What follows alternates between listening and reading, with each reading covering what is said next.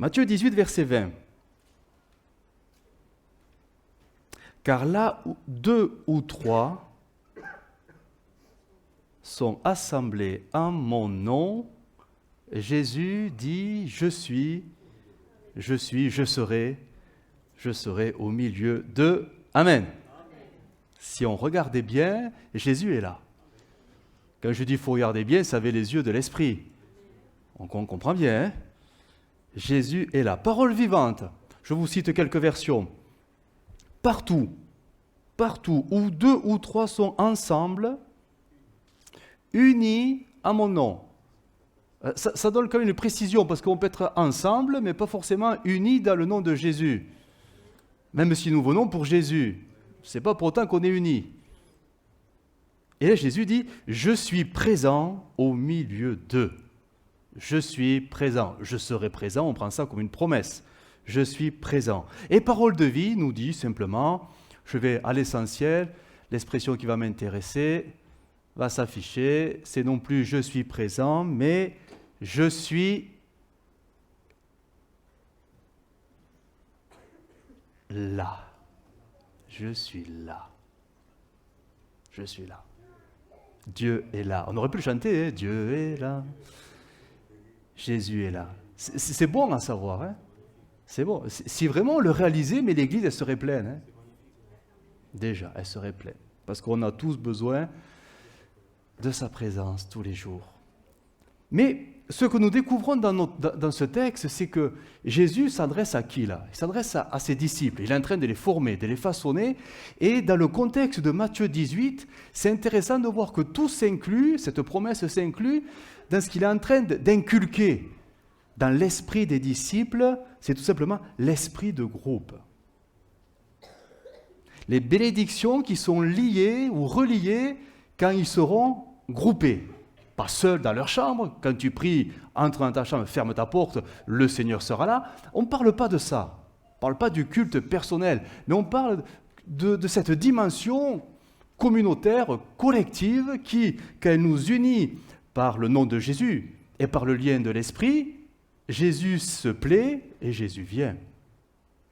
Et si on regardait quelques textes, on verrait que juste au-dessus, Jésus dira, si 2 s'accordent, on est dans le même registre, hein, l'esprit de groupe dans la prière. Vous savez, ce n'est pas parce qu'on prie tous pour le même sujet qu'on est unis, là dans l'esprit aussi. Ah ouais. Mais Jésus dit, si 2 s'accordent pour demander une même chose, alors le Père dans le ciel bénira, exaucera. Si on remontait un peu quelques versets au-dessus, on verrait que Jésus est en train d'expliquer à ses disciples l'esprit de groupe pour même exercer la discipline. Si ton frère a péché, tu le reprends seul à seul. S'il ne t'écoute pas, tu prends 2 ou 3 frères. Ah, la cohésion. Le groupe commence à se former. Et là, vous essayez de le gagner.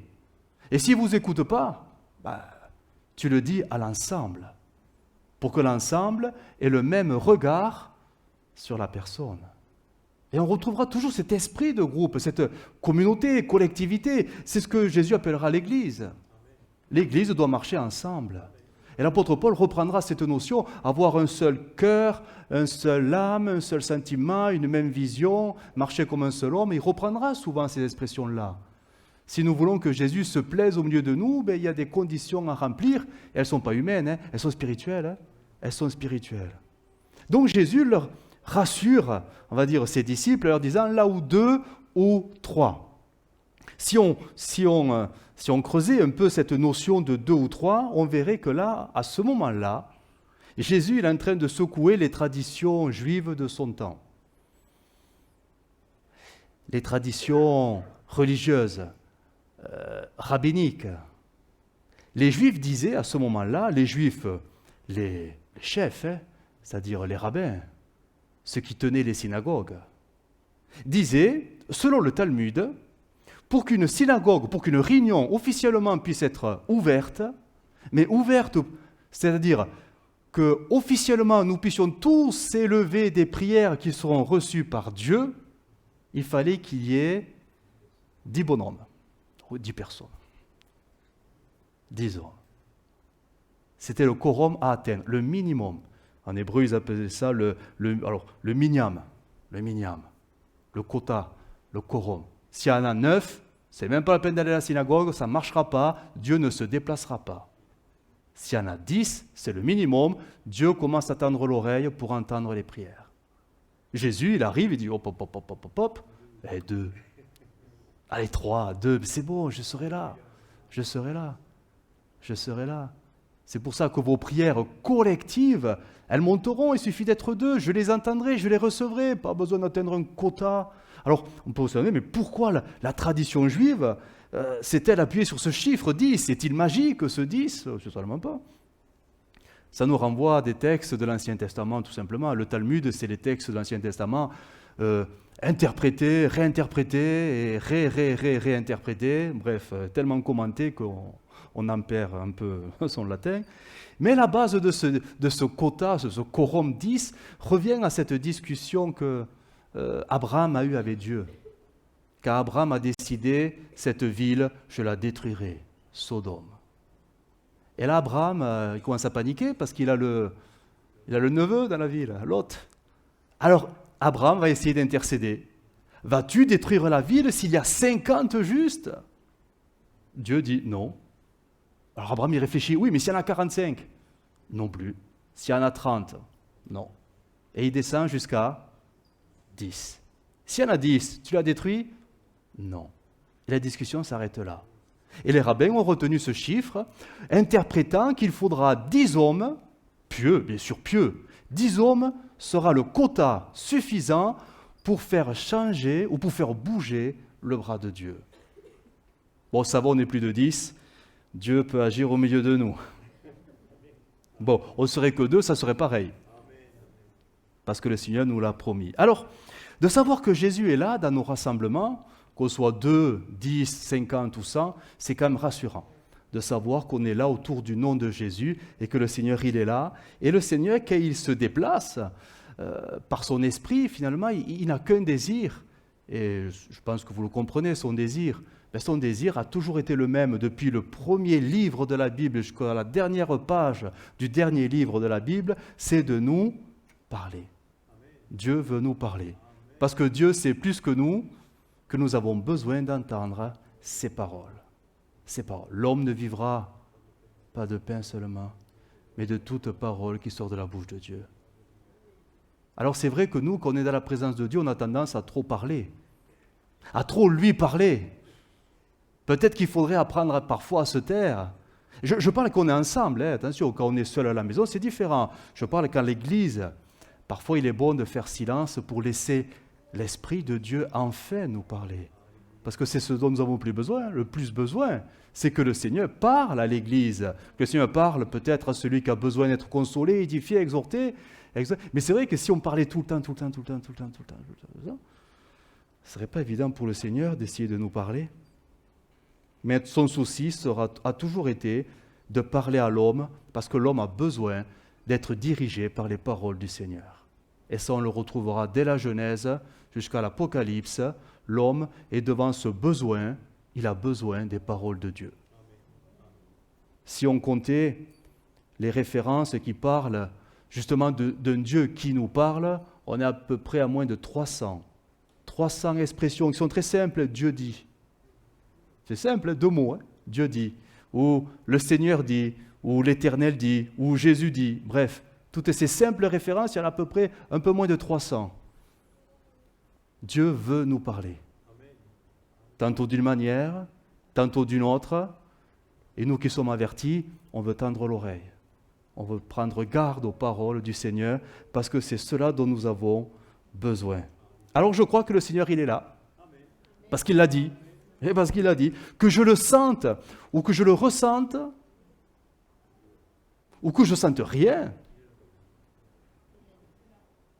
Même si je n'ai pas des frissons dans le dos, ben le Seigneur, il est là. La présence de Dieu ne dépend pas de mes ressentis physiologiques, mais c'est une promesse spirituelle. Il est là, point. Il est là. Alors ça sera à nous, pendant que nous nous rassemblons, pendant que nous vivons ces rassemblements, à discerner la voix du Seigneur, parce qu'il peut parler de tellement de manières. Il peut parler, alors bien sûr, parfois c'est très clair, c'est très direct, un don spirituel. Bon, là, je veux dire, il suffit d'écouter et comprendre que ce n'est pas pour le voisin, c'est pour soi.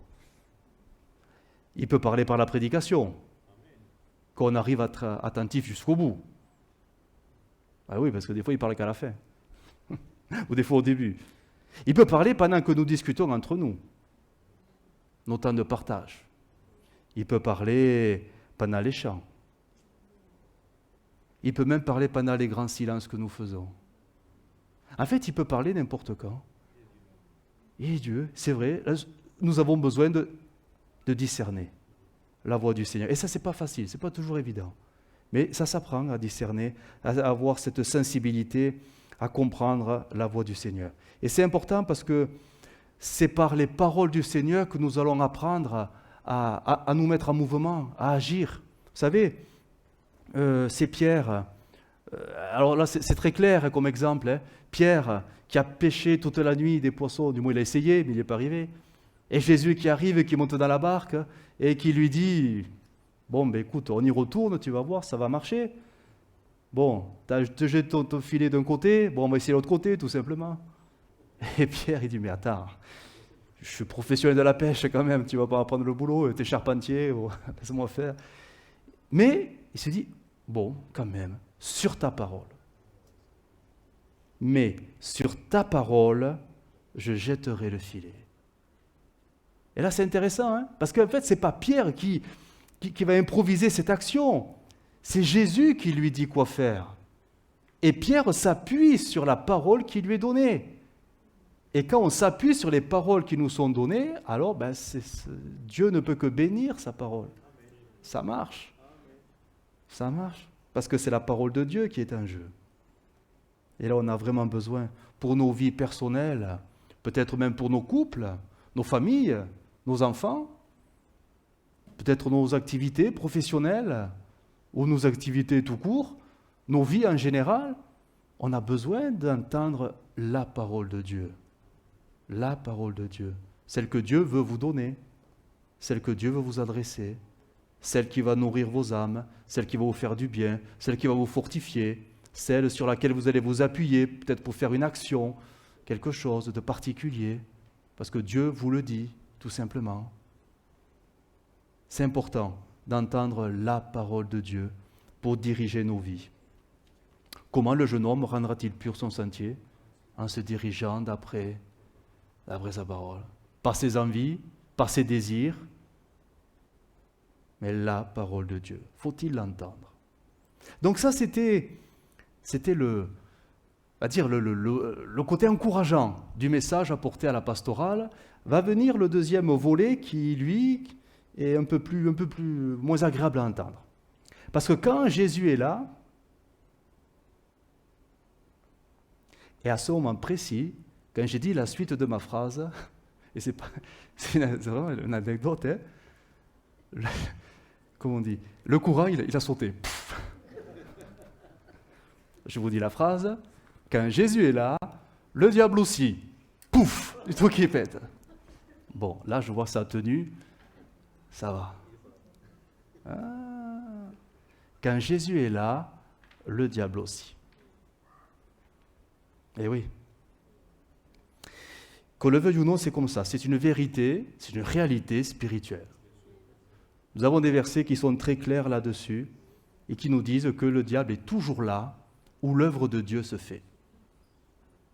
Le but du diable, c'est quoi? Finalement, et on va le voir, c'est de voler, parce que c'est un voleur, les paroles de Dieu. Parce qu'il sait, plus que nous, que quand nous mettons en pratique les paroles qu'il nous donne, ça va avoir des effets très positifs. Donc lui, il va tout faire pour essayer de les voler. Donc d'un côté, il y a le Seigneur pour nous bénir, et dans un angle, là, quelque part, caché, il y a le voleur qui attend que la parole soit reçue pour aussitôt essayer de la prendre et la dérober. Et ça a toujours été ça, la ruse du diable. Alors c'est vrai que la présence du diable, on ne peut pas, alors j'essaie de bien me faire comprendre, on ne peut pas lutter contre. Je veux dire, c'est pas parce que des fois on entend des prières, c'est très évangélique, que le diable ne rentre pas dans les lieux, mais en fait, le diable n'est pas impressionné par nos prières. Il craint qu'une personne, c'est Jésus. C'est Jésus. On peut essayer de faire monter toutes les prières en essayant de calfeutrer spirituellement tous les espaces, mais je veux dire, le diable sera là. Dès que la parole de Dieu est annoncée, il est là. On ne peut pas créer par la prière de zones stérilisées. Sanctifié, il sera là. Il fait son boulot, tout simplement. Tout comme le Saint-Esprit sera toujours là parce qu'il fait, alors je ne vais pas dire au boulot, mais il accomplit son ministère. Mais il est plus grand. Mais le diable il a un droit. Il a un droit. Il est le Dieu de ce siècle, de ce temps. Ce monde, il a reçu. Oh, bien sûr, il a trompé Adam et Ève, mais légalement, devant Dieu, il l'a reçu. Il est à lui. Physiquement, ces lieux sont plus à lui qu'à nous. Le temple que nous formons spirituel est à Dieu, n'est pas à lui. Je parle du monde physique, Mais le diable, il est là. On aura beau chanter, vous savez, tous ces chants qui revendiquent des victoires, mais ça, pour essayer de faire reculer l'ennemi. Mais le diable, il ne s'arrête pas à ces choses-là. C'est une vérité, une réalité spirituelle qui ne doit pas nous faire peur, certainement pas, mais qui nous place devant quelque chose que la Bible affirme.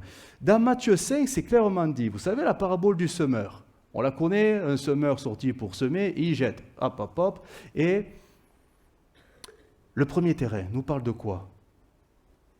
Le semeur, les uns le long du chemin où la parole est semée, quand ils l'ont entendue, quand la parole est entendue par des auditeurs, et vous êtes des auditeurs de la parole de Dieu, qu'est-ce qui se passe?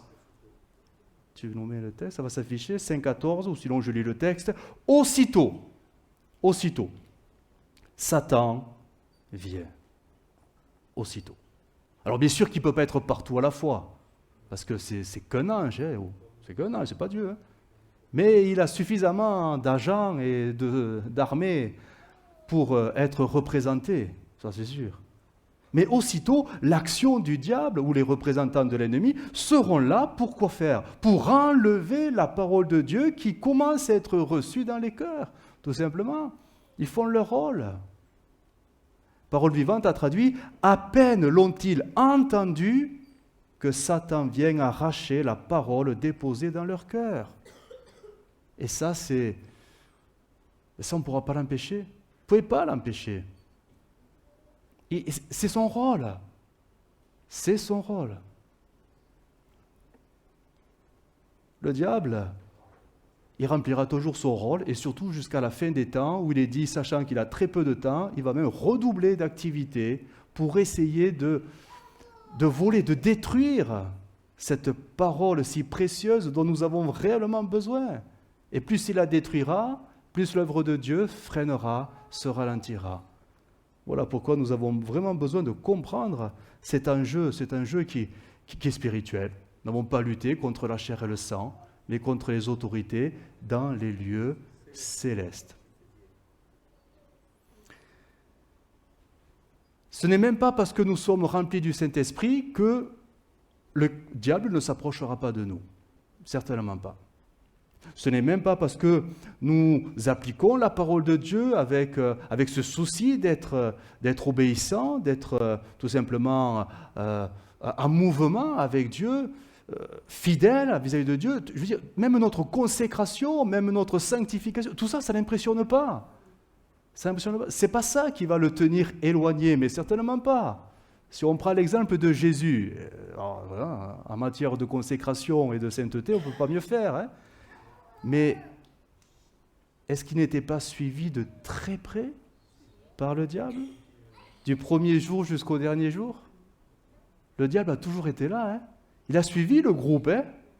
Chaque fois, il attendait le moment opportun, favorable, pour essayer d'assainir un coup particulier.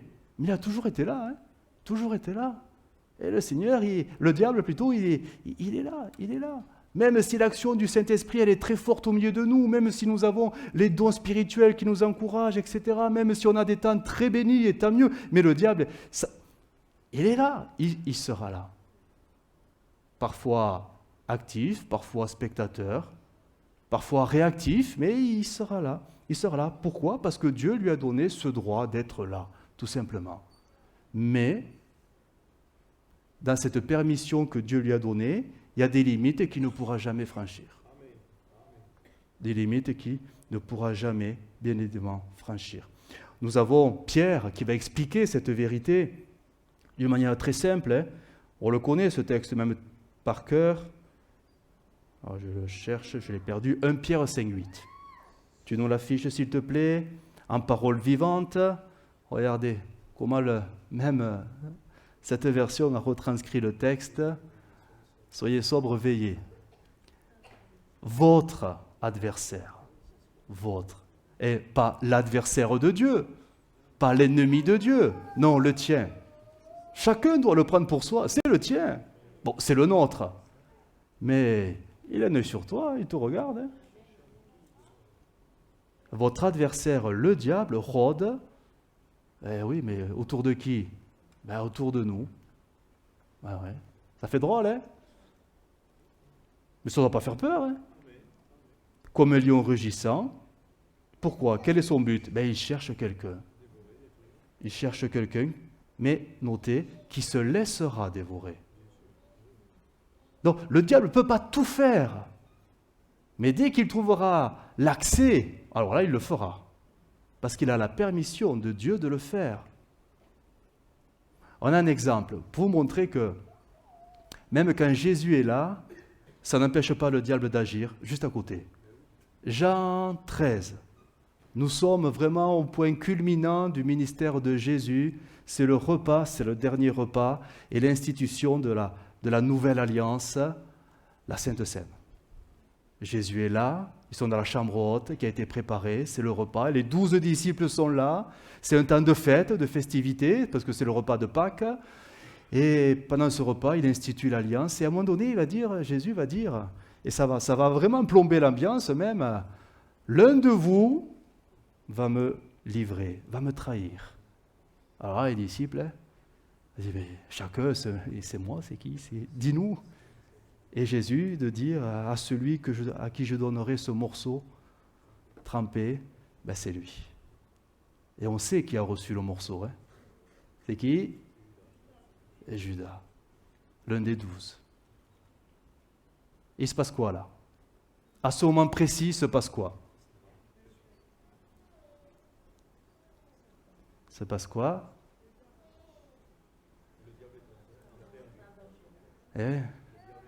Dans la chambre haute, il y avait, alors ils sont 13, il y avait un 14e personnage, hein, peut-être dans un coin, il attendait le moment, il savait, dès que le morceau fut donné, Satan. Donc il est là. Jésus est là, Satan est là.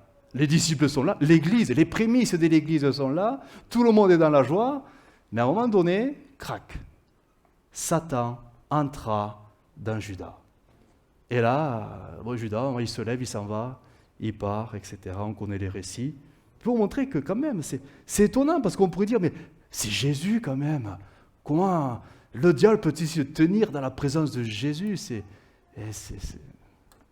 Parce que c'est une loi spirituelle, c'est une vérité spirituelle, elle est comme ça. On n'y pourra rien. Et quand on regarde même dans le livre de Job, c'est là que tout s'éclaire d'une manière. C'est comme si le ciel s'ouvrait un peu et on voit ce qui se passe là-haut. On voit que Satan est devant le Père éternel. Et tous les deux sont en train de discuter. Discuter de qui, de quoi? Alors j'actualise, mais d'un chrétien sur la terre qui a le souci et la crainte de Dieu et qui fait tout pour plaire au Seigneur. Et ce personnage, Job, va devenir l'objet d'une étrange discussion. On va lire ensemble quand même. Job 1,6, français courant. 1,6. Un jour, les anges de Dieu venaient faire leur rapport au Seigneur. Le Satan, l'accusateur, se présenta parmi eux lui aussi. Le Seigneur lui demanda, « D'où viens-tu donc ?» L'accusateur répondit au Seigneur, « Je viens de faire un tour sur terre. » Tu as sûrement remarqué, ça c'est Dieu qui lui parle, hein? Tu as sûrement remarqué mon serviteur Job, dit le Seigneur. Il n'a pas son pareil sur terre, c'est un homme irréprochable et droit. Il m'est fidèle et se tient à l'écart du mal. On se reconnaît un peu quand même là, non? Oui. Oui, ça c'est le chrétien d'aujourd'hui, ça c'est... Oui, je sais pas, j'ai l'impression. Si Job t'est fidèle, répliqua l'accusateur, est-ce gratuitement? Ne le protèges-tu pas de tous côtés, comme par une clôture, lui, sa famille et ses biens? Tu as si bien favorisé ce qu'il a entrepris que ses troupeaux sont répandus sur tout le pays. Mais si tu oses toucher à ce qu'il possède, il te maudira ouvertement. Le Seigneur dit à l'accusateur, eh bien, tu peux disposer de tout ce qu'il possède, mais garde-toi de toucher à lui-même. Ça, c'est la limite. Paf, Dieu dit, tu n'iras pas plus loin. Alors l'accusateur se retira hors de la présence du Seigneur. Et on sait ce qui va se passer, c'est terrible, hein? Mais le diable n'a pu faire que ce que Dieu lui a permis de faire. Et ça sera quand même douloureux, hein? Parce qu'il faut lire après le chapitre 2, et on voit que bon, il perd tout, hein? Sauf il perd tout, j'ai dit sauf la santé, mais si, il la perd après. Il perd tout, parce que Dieu l'a livré entre les mains de Satan. Alors c'est étonnant parce que le diable n'a absolument pas changé. S'il ne trouve pas d'accès pour entrer dans vos cœurs, alors je ne parle pas de possession, parce que nous appartenons au Seigneur, nous sommes le temple du Saint-Esprit, mais le diable peut essayer de rentrer dans le sens, vous oppresser, hein? Si tu te mets en colère, ça ne vous est jamais arrivé, hein? Mais bon, si jamais c'est arrivé, si tu te mets en colère, attention, ne la garde pas, parce qu'elle donnerait accès au diable. Et là, on parle des chrétiens, hein, c'est Éphésiens, on parle des chrétiens, Paul avertit les chrétiens. Donc, si le diable n'arrive pas à trouver des accès dans nos cœurs, de par les failles de nos caractères, de par les failles de notre personnalité, de par les failles de ce que nous sommes, parce on est des chrétiens, on est de bons chrétiens, mais on est plein de faiblesses. Hein. On est plein de faiblesses. Geneviève l'a très bien résumé par ce texte. Hein. L'esprit est bien disposé, mais la chair est pleine de brèches pour l'ennemi. Et quand le diable arrive à en trouver une et l'exploiter, alors là, ça devient difficile. Hein. Ça devient des liens. Mais prenons l'exemple où le diable ne trouve aucune brèche. Là, on va s'identifier. Ça, c'est nous. Il n'y a aucune brèche. Spirituellement, on est fort. On est très fort. Et c'est bien, tant mieux. Et c'est possible. Hein. Si Christ est en toi, c'est bon. Oui. Si Christ est en toi, et si l'Esprit te sanctifie jour après jour, marche, c'est bon, tu veux dire, tu deviens une forteresse imprenable. Spirituellement, bon, il n'y a rien d'extraordinaire, c'est la vie normale. Hein. La cuirasse, exactement, là. Donc il fait quoi le diable? Est-ce qu'il va te laisser tranquille parce que maintenant tu es en pleine progression spirituelle? Oh, certainement pas. S'il ne peut pas t'attaquer par la droite, il va passer par le côté. Et là, la Bible nous parle de ce qu'il fait.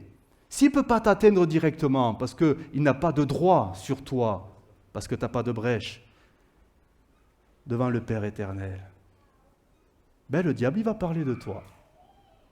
Il va parler sur toi. Il va t'accuser, tout simplement. Il t'accusera. Comme la Bible le dit, oui, Apocalypse 12, l'accusateur de nos frères, celui qui les accusait devant notre Dieu, jour et nuit. Vous voyez, même pendant que nous, on dort, le diable, lui, il nous casse du sucre sur le dos, là-haut dans le ciel.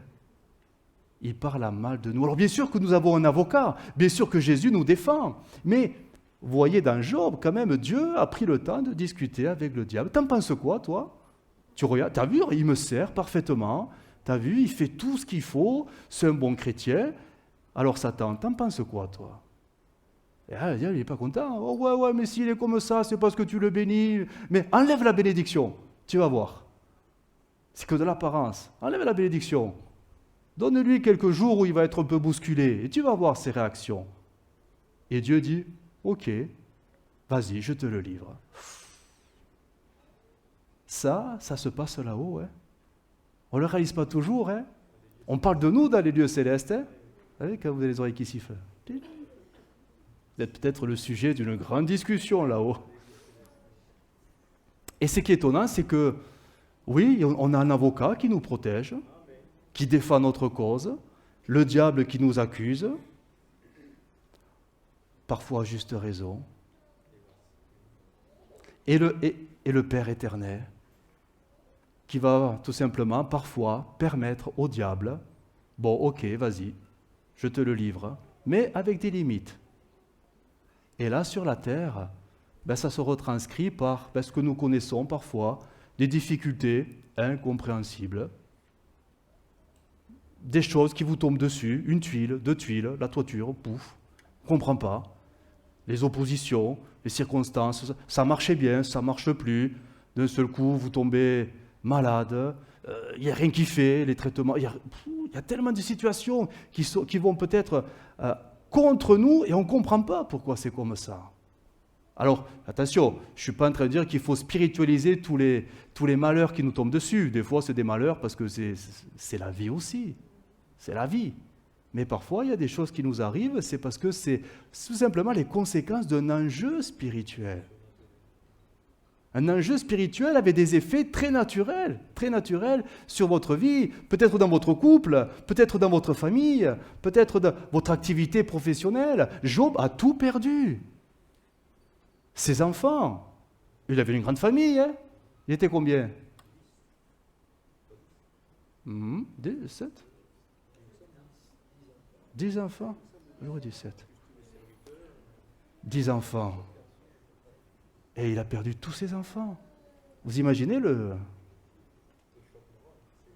sa réputation, lui qui était reconnu pour être un homme craignant Dieu, il perd tout, quoi. On l'accuse, t'as péché si t'es comme ça. C'est terrible ce qu'il a vécu, terrible. Hein. Et après la maladie qui le frappe, et son épouse, ça n'a pas été simple pour elle aussi. Hein. Mais tout ça, c'était que les conséquences d'un enjeu spirituel. Tout simplement. Et si vous lisez attentivement le livre de Job, vous verrez que, finalement, mais qui a mis fin à l'épreuve ? C'est Dieu. Et quand il a mis fin à l'épreuve ? Quand la démonstration a été faite devant le diable. Tout simplement. Le diable a dû reconnaître, bon, ça on ne le voit pas, ce n'est pas écrit, mais le diable a dû reconnaître que même dans la difficulté, Job a tenu bon. Et là, Dieu lui dit, bon, mais maintenant tu arrêtes, tu le lâches. Et le diable est obligé de le lâcher. Parce que la foi de Job a tenu bon. Et parce que la foi a tenu bon, Dieu le bénit et le récompense en retour. Mais ce qui est étonnant, c'est de voir le comportement de Job.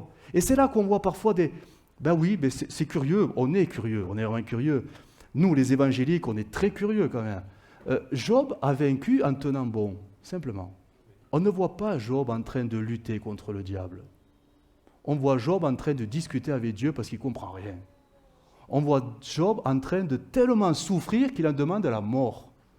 On voit Job en train de pleurer sur sa situation. Il ne comprend pas ce qui lui arrive.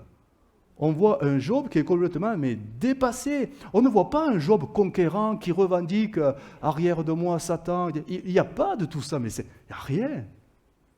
Satan est en haut, Dieu est en haut, et les deux regardent comment il va réagir. Qu'est-ce qu'il va faire ?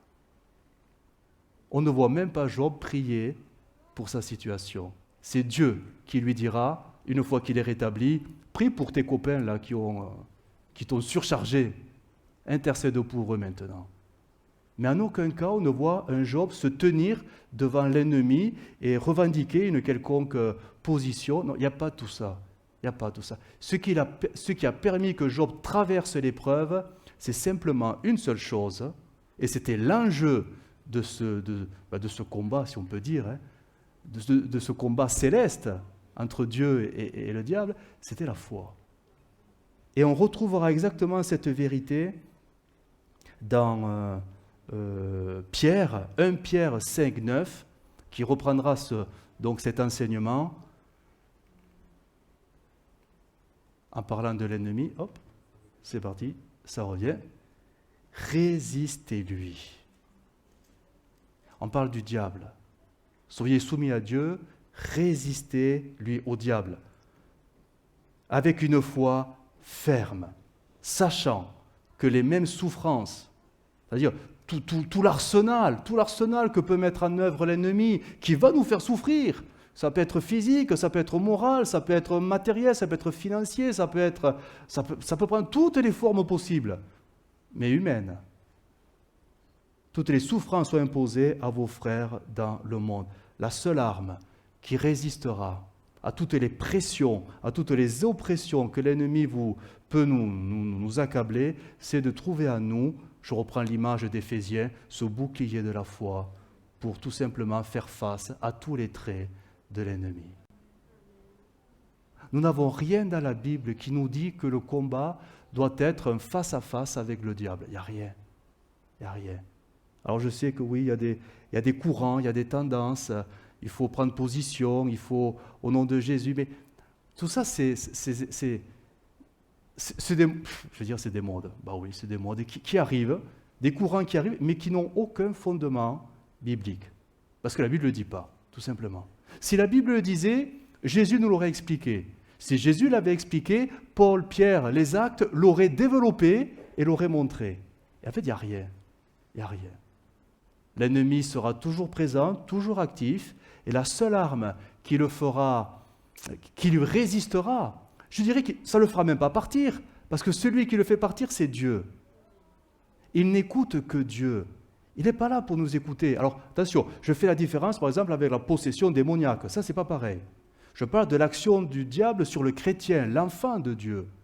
Oui, quand il y a des démons qui agissent, là, on parle aux démons, il s'en va. Mais c'est pas pareil. C'est pas pareil. Mais je parle dans nos épreuves, dans nos difficultés. Ce n'est pas parce que vous allez vous opposer à une circonstance difficile qu'elle va s'arrêter d'elle-même. Certainement pas. Elle s'arrêtera quand Dieu dira « stop ». L'épreuve a produit son fruit, ça glorifie Jésus. Le diable, il doit reconnaître son échec, il s'en va. Et la bénédiction remplace l'épreuve. C'est ça que présente la Bible, c'est ça le schéma du combat spirituel. Tout simplement. Et alors on a plusieurs textes qui vont dans ce sens. Bon, Proverbe, très connu, Proverbe 4, garde ton cœur, c'est-à-dire dans les moments les plus difficiles. C'est ton cœur que tu dois garder, parce que c'est de lui que viendra toutes les sources de la vie. C'est ton cœur que tu dois garder. Tu ne dois pas lutter contre les circonstances, tu ne les maîtrises pas, et tu ne les changeras pas. Éphésiens 6, alors c'est très clair. Éphésiens 6, 11, revêtez-vous de toutes les armes de Dieu, donc c'est spirituel, afin de pouvoir tenir ferme. Tenir ferme contre quoi? Contre les ruses du diable. C'est-à-dire, tu ne les arrêteras pas, mais tu vas les encaisser, mais elles ne te renverseront pas. Parce que tu as l'armure. Mais tu ne les éviteras pas. Parce que si ça t'arrive, c'est que Dieu a donné le feu vert pour que ça arrive. Et ce n'est pas nos prières qui vont changer la volonté de Dieu. Si Dieu nous livre à Satan le temps d'une épreuve, ce n'est pas parce qu'on va prier que Dieu va dire « Oh bon, après tout, c'est vrai, oh, il prie bien, je lui enlève les trucs. » Non, c'est justement parce que dans ce grand conseil céleste, les enjeux, on ne les comprend pas toujours, mais il se passe des choses assez extraordinaires. Et nous en sommes les enjeux, et ça nous dépassera totalement. Dieu n'est pas là pour faire notre volonté. C'est nous qui apprenons à faire sa volonté dans les moments les plus difficiles et pénibles. Comment voulez-vous que votre foi grandisse si tout va bien? Et dès que vient la première tempête, Dieu vous l'enlève parce que vous avez prié, mais vous n'allez jamais grandir. Il va falloir que l'ennemi fasse une œuvre qui, à un moment donné, finalement se retourne contre lui parce qu'elle va provoquer une croissance en vous. Et ce qui va grandir en vous, c'est la foi. Quand je dis la foi, quand la Bible dit « résistez-lui par la foi », c'est... alors, le bon terme qu'il faudrait comprendre et utiliser, c'est « résistez-lui par la confiance ». Parce que la foi, ça veut, aujourd'hui, c'est tellement générique, hein. Oui, je crois en Dieu, donc voilà. Non. C'est que même quand tout va mal, garde confiance en Dieu. C'est pas pareil. Garde confiance. Même quand tout autour de toi s'écroule, quand tout est repère, quand tout s'écroule, quand tu ne vois plus d'horizon, quand tout est sombre, quand tout est noir, quand tu sais même plus quoi faire, tellement tout va mal, garde ta confiance en Dieu. Ça va plus loin que, oui, continue à croire en Dieu. Ça va plus loin que ça. Aie confiance. Crois que celui qui aura le dernier mot, c'est Dieu. Crois que celui qui aura le dernier mot, c'est Dieu. Et c'est vrai que c'est lui qui aura le dernier mot. Parce que quand l'épreuve aura atteint son but, et c'est quoi son but? Jacques le dit, il l'a dit de plusieurs façons, c'est que l'épreuve produise la patience. La patience, la persévérance, la foi, l'espérance. C'est ça que Dieu veut produire en nous, mais pour ça, il faut faire face, quoi. Avec la foi, la confiance, que Dieu est celui qui contrôle la situation, que Dieu est celui qui ne permettra jamais que l'épreuve dépasse notre seuil de résistance. C'est ça la confiance. Donc quand tout va mal, je sais qu'en fait, il y a toujours quand même une issue pour s'en sortir, se blottir dans la main de Jésus. Il n'y a que ça. Il n'y a que ça. Il n'y a que ça. C'est le seul moyen de tenir ferme et de laisser passer la tempête. Parce qu'elle passera, hein. Elle passera. Elle doit passer. Si Dieu la laisse passer, on ne peut pas l'empêcher, vous ne pourrez pas l'empêcher. Mais c'est en restant blotti, que là, la tempête passera. Elle fera des dégâts, mais Dieu bénira après. Dieu bénit toujours après, parce que la Bible le dit, Dieu fait la blessure, mais Dieu la panse, Dieu la bande aussi. Donc Dieu guérit aussi. Dieu sait ce qu'il fait. Dieu sait ce qu'il fait. Et quand il nous livre à l'ennemi, il sait que derrière, il peut avoir une grande bénédiction si nous sommes de ceux qui restons dans la confiance inébranlable en Dieu. Alors, c'est facile à prêcher, hein, c'est facile à entendre, mais quand on est dedans, quand les émotions, quand tout à nous est chamboulé, qu'on perd le nord, qu'on ne sait plus trop quoi faire, là, ça devient très difficile. Hein. Très difficile, parce qu'on l'a vu, et on le voit toujours, mais des chrétiens qui lâchent la main du Seigneur. Et comme je le disais même à la pastorale, des pasteurs qui abandonnent le ministère. Hein. Mais bien sûr. Donc, oui, on le sait parce que la Bible nous le dit. D'une manière doctrinale, on arrive à comprendre ce concept, mais quand on est dans le feu de cette fournaise, c'est difficile, c'est difficile. Mais c'est possible. C'est possible en restant caché en Jésus-Christ. C'est le seul moyen, par la foi en Christ, de simplement pouvoir tenir ferme contre toutes les ruses du diable. Mais pour pouvoir tenir ferme, il faut que nos vies devant Dieu soient approuvées, c'est ça, approuvées. Et c'est là que des fois on se pose, mais comment un tel a pu tomber? Pourtant il croyait en Dieu, il servait Dieu, il faisait plein de choses pour Dieu, oui, mais dans son cœur. Il y avait des choses qui n'étaient pas approuvées de Dieu. Et finalement, ça a été des points faibles. Et quand la tempête est venue, les points faibles c'est par là que tout va commencer à s'écrouler. Va s'écrouler. Regardez, et j'en arrive à la fin. Vous savez, ce Caïn, Genèse 4, verset 7, va s'afficher. Alors on va actualiser le texte, on va dire que c'est l'histoire de deux chrétiens. Abel et Caïn, deux chrétiens. Ils aiment Jésus, les deux veulent plaire à Jésus, les deux veulent honorer Jésus, les deux veulent faire une offrande à Jésus, sauf que les deux sont radicalement différentes. Et on connaît, malheureusement, hein, le cœur de Caïn va s'aigrir. Il va s'aigrir parce que il voit que Dieu bénit plus l'offrande de son frère, hein, le sacrifice des premiers-nés, des agneaux, et lui, les offrandes des fruits. Comme les fruits, c'est bon, les fruits, ça vient de Dieu, les fruits, c'est la nature. Ouais, mais Dieu a préféré le sang de l'innocent, des agneaux. Et là, son cœur va se fermer. Mais Dieu va lui parler. Et je lis le texte. Si tu agis bien, comme quoi tout n'est pas perdu, il y a de l'espérance. Si tu agis bien, tu peux te remettre debout. Si tu n'agis pas bien, le péché est comme un animal couché à ta porte. Il t'attend en cachette, prêt à t'attraper, mais toi, voilà, toi, sois plus fort que lui. Plus fort que cette tentation qui était là, en train de grandir, et ça fait une brèche. Hein. Son cœur était jaloux, son cœur était envieux, son cœur était aigri à cause de son frère qui lui a été béni, et lui, c'est... non, pas lui. Alors là, ça commence, la brèche, ça y est, elle est faite. L'ennemi, le meurtrier, l'ennemi, il est rentré dans son cœur. Il ne manquait plus que la situation qui se présente. Et voilà tous les deux dans un champ. Et voilà qu'il y a une pierre juste à côté. Et voilà. Mais Caïn aurait pu surmonter tout cela. Dieu lui a dit, tu peux surmonter tout cela. Si tu veilles sur ton cœur, garde ton cœur plus que toute autre chose. Si dans nos cœurs, il y a des points faibles, l'ennemi les exploitera, et quand viendra la tempête, tout s'écroulera. Ben, c'est normal. C'est spirituel tout ça, c'est des principes spirituels. C'est pour ça que Dieu nous met en garde sur ces choses-là. Si nous voulons pouvoir surmonter les tempêtes de la vie, et il y en aura, parce que l'ennemi ne nous lâchera pas, hein. Il va falloir vraiment veiller sur son cœur, sanctifier nos cœurs pour que toutes nos faiblesses naturelles soient comme fermées, protégées, pour que l'ennemi ne les exploite pas au mauvais jour. Au mauvais jour. C'est le seul moyen de traverser les épreuves debout.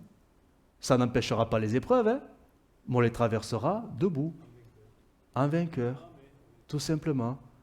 Mais il faut vraiment veiller sur son cœur. Et on a tous des faiblesses, tous. Voilà pourquoi il faut vraiment que le Saint-Esprit nous remplisse, parce que lui, il n'y a que lui qui peut changer ce que nous sommes à l'intérieur. Il n'y a que lui qui peut changer notre caractère. J'ose dire, notre fichu caractère. Je peux dire un autre mot ? Allez, on est entre nous, hein, c'est pas comme si... Allez, notre sale caractère. Ah ouais, dis-le à ton voisin. Toi, tu as bon caractère, moi j'ai un sale caractère. Mais je prie le Seigneur pour qu'il m'aide.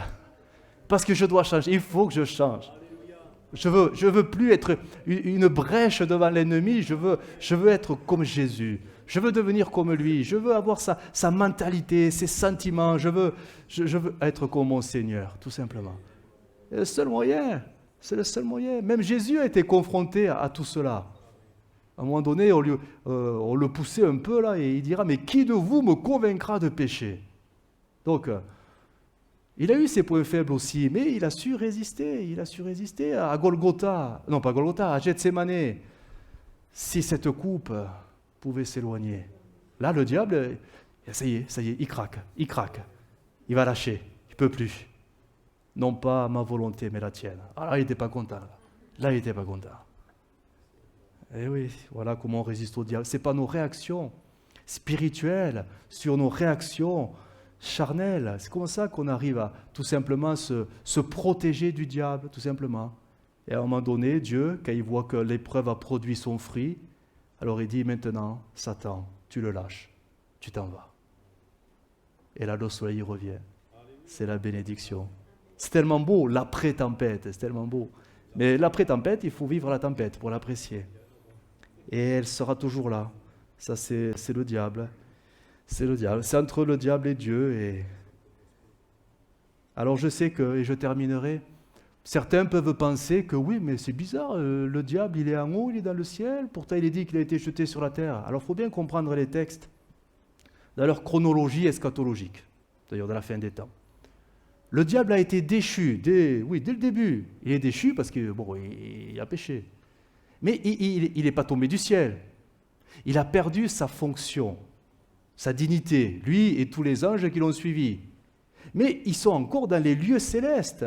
Ils ont encore un accès devant Dieu, parce que toute la Bible nous présente encore le diable et ses anges devant le trône de Dieu.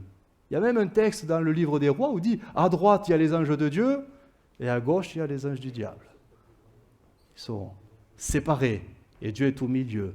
Mais c'est un grand conseil qui se présente. Et à ce moment-là, Dieu dira, bon, il y a le roi d'Israël, là, il tourne mal, il faut faire quelque chose. Et Dieu, il faudrait lire l'histoire, je n'ai plus la référence exacte, et Dieu dit, qui va se lever parmi les anges, Donc d'un côté, il y a les anges, de l'autre côté, il y a le démon, en fait, c'est ça l'idée. Qui va se lever pour essayer de tromper le roi? Et bien sûr, il y a un esprit, le texte dit, un esprit de mensonge, qui lève la main. Moi, je vais y aller, je vais faire ceci, je vais faire cela, je vais séduire les prophètes, je vais les tromper, je vais les séduire. Dieu dit, ok, vas-y, fais ce que tu as dit. Et sur la terre, ça va être pour le roi terrible, terrible.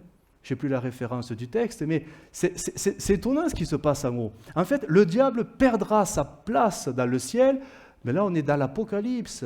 L'Église, elle n'est même plus là. C'est quand l'Antichrist va venir sur la terre. La chute du diable, vraiment, il arrive sur terre, c'est justement là quand l'Antichrist viendra sur la terre. Le dragon, l'Antichrist, etc. Mais encore actuellement, il est là-haut dans le ciel. Il est là dans le ciel, il est sur la terre, il se promène. Il est chez lui sur la terre. Il se promène chez lui et il va faire son rapport.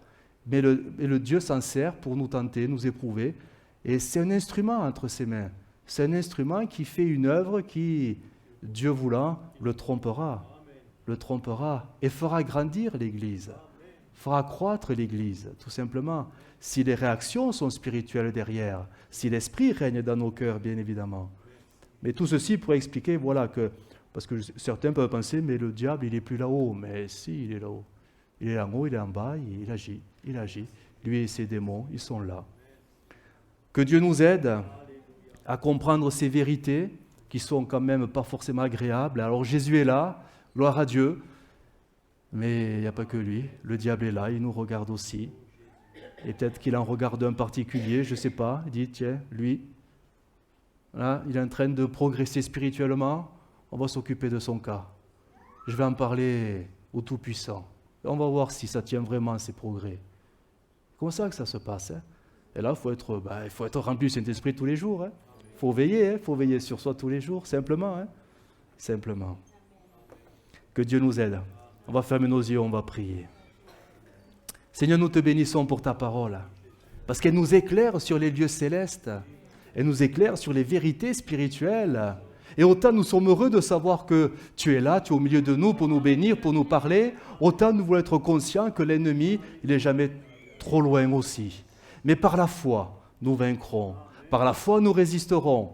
Par le Saint-Esprit qui nous remplit, nous pourrons lutter et faire face. Et tous les traits enflammés du malin, nous pourrons les éteindre parce que nous avons confiance en toi, Seigneur. Parce que tu ne permettras jamais à l'épreuve de dépasser nos capacités, notre résistance, notre force.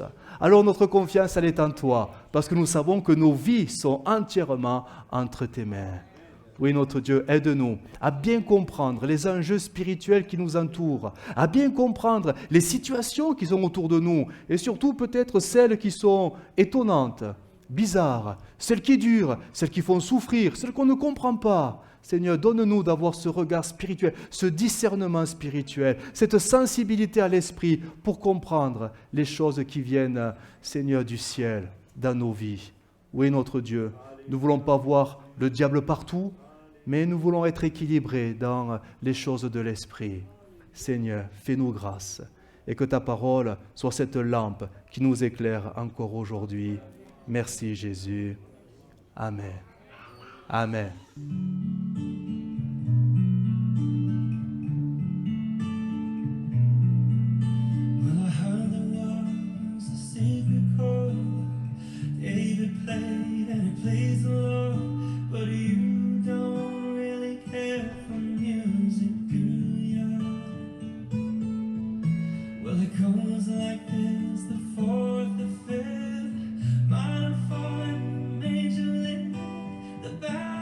King.